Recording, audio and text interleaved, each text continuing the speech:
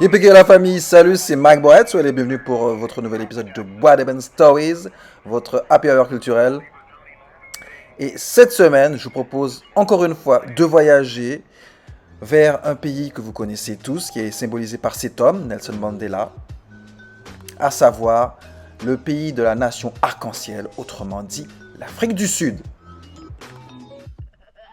À défaut de passeport ou de carte d'identité, je vous invite quand même à remplir une dernière formalité avant de nous envoler vers ces contrées lointaines. Merci de vous abonner à la chaîne Bois Eben Stories et activer la cloche afin d'être averti des derniers épisodes.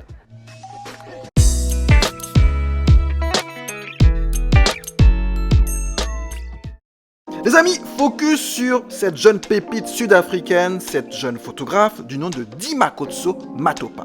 Elle est née en 1995 à Mpumalanga et elle vit et surtout pratique son art à Johannesburg.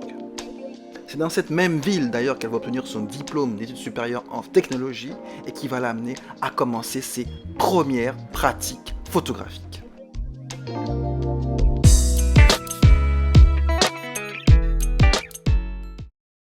Durant sa jeune carrière, nous allons voir que le style photographique de l'artiste sud-africaine va beaucoup évoluer. Elle commence tout d'abord avec des sérigraphies, puis ensuite des techniques d'impression qu'on appelle les techniques Ventic. Ce sont des techniques qui donnent un aspect sépia très old school aux photos, avant enfin de se poser avec le cyanotype.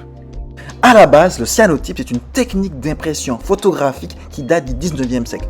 À l'aide de produits chimiques, les photographes ont réussi à obtenir en fait des tirages qui ont un côté bleuté, ce qui donne vraiment des photos très singulières. Le choix de cette technique n'est pas anodin. À travers ce procédé, l'artiste sud-africaine veut nous immerger dans l'ère coloniale.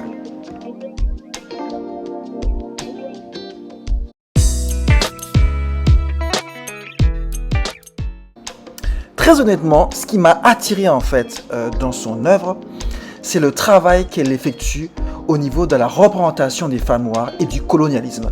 En fait, à travers ses œuvres, elle veut tout simplement remettre en question les représentations historiques des femmes noires dans un contexte sud-africain.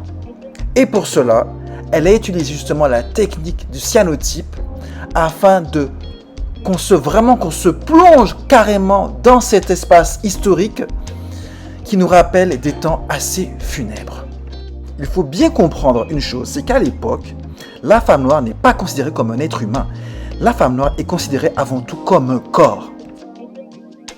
Aussi, les autoportraits de l'artiste sud-africaine visent en fait à déconstruire et à interroger le regard colonial qui est porté sur les femmes noires. Et on va pas se mentir, si aujourd'hui la femme noire dans la société occidentale est encore considérée comme un objet sexuel, c'est suite justement à ce regard colonial qui est ancré dans les consciences collectives. Et franchement, à l'aube du 3e millénaire et à l'ère du mouvement MeToo, il est vraiment grand temps de donner à la femme noire toute la dignité, toute l'humanité qu'elle mérite, au même titre que les autres.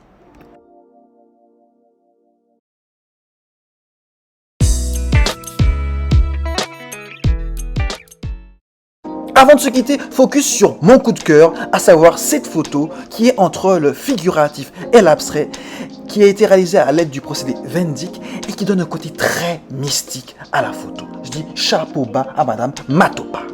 That's all folks, c'était la story de Dimakotso Matopa, j'espère qu'elle vous a plu autant qu'elle m'a plu. N'hésitez pas à me laisser des commentaires si vous avez apprécié ses œuvres et son combat. On termine par ce dicton, get up, stand up, don't give up the fight. Seuls les vrais savent. Allez, bon voyage!